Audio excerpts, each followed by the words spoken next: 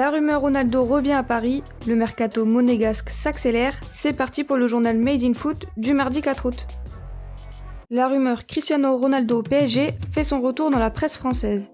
France Football évoque le sujet dans son édition du jour. Après une victoire poussive de la Juventus face au Lokomotiv Moscou le 22 octobre dernier, Ronaldo aurait commencé à se poser de sérieuses questions sur son avenir. Le quintuple ballon d'or se serait même mis à rêver d'un départ à Paris. Nos confrères affirment même que si Nasser Al-Khelaifi avait été dans la salle, il n'aurait eu qu'une feuille à lui tendre pour en faire un joueur du PSG. Mais tout semble être rentré dans l'ordre pour CR7 après son sacre de champion d'Italie. Sur son compte Instagram, le Portugais a clairement affiché sa volonté de rester à Turin où il est sous contrat jusqu'en 2022. Par contre, un parcours décevant en Ligue des Champions pourrait rapidement faire ressurgir de vieux démons dans l'esprit du compétiteur. Victime d'une rupture des ligaments croisés du genou droit le 15 décembre dernier, Memphis Depay a pu revenir juste à temps pour disputer la finale de la Coupe de la Ligue vendredi dernier. L'attaquant lyonnais, qui s'est montré très intéressant face au PSG, s'est confié sur sa longue convalescence. Même s'il a rapidement retrouvé les terrains, seulement 2 mois après son opération, le néerlandais en a bavé. Très affecté, il a confié à France Football ne pas avoir pu regarder un match durant toute la durée de sa blessure. Mais ce sombre épisode semble désormais derrière lui. Le capitaine des Gaunes se dit prêt pour affronter la Juventus vendredi soir à 21h. En parlant de la Juve, la vieille dame pourra bel et bien compter sur le retour de Paulo Dybala.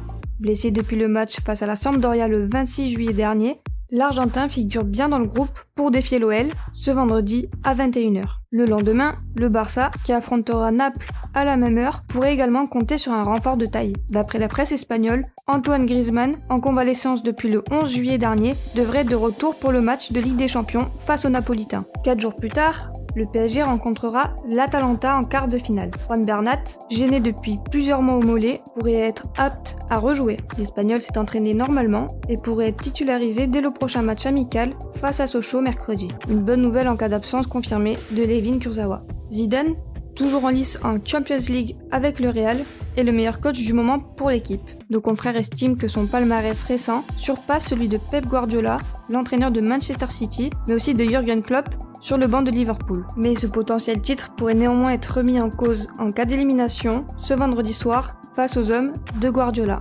Au niveau du mercato, en France, l'AS Monaco s'apprête à signer sa 2e recrue de l'été.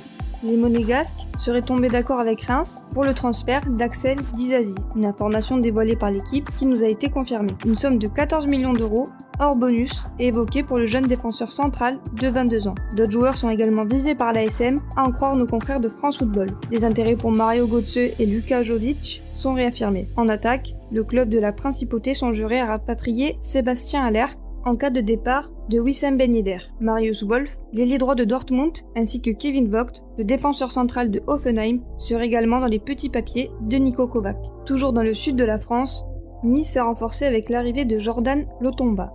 Les Aiglons auraient déboursé entre 6 et 7 millions d'euros pour le latéral polyvalent, qui évoluait jusqu'à présent du côté de Berne.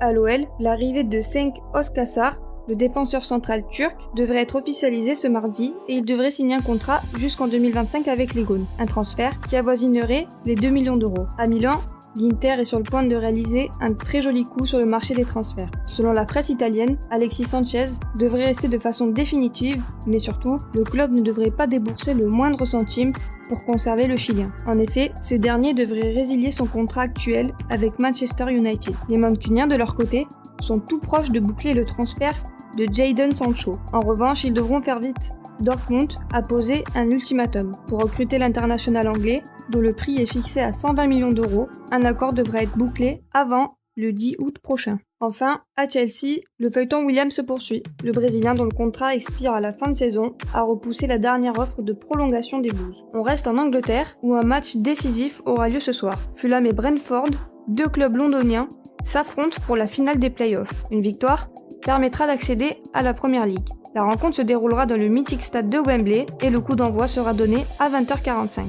Finalement, la rencontre amicale du Montpellier Hérault face à l'Olympique de Marseille, prévue ce mercredi soir, a été annulée. Une décision prise après qu'un joueur de l'équipe première ait contracté le coronavirus. C'est le 3e cas constaté au sein de l'effectif professionnel montpelliérain. Merci à tous de nous avoir suivis, on se retrouve très prochainement pour un nouveau JT Made in Foot.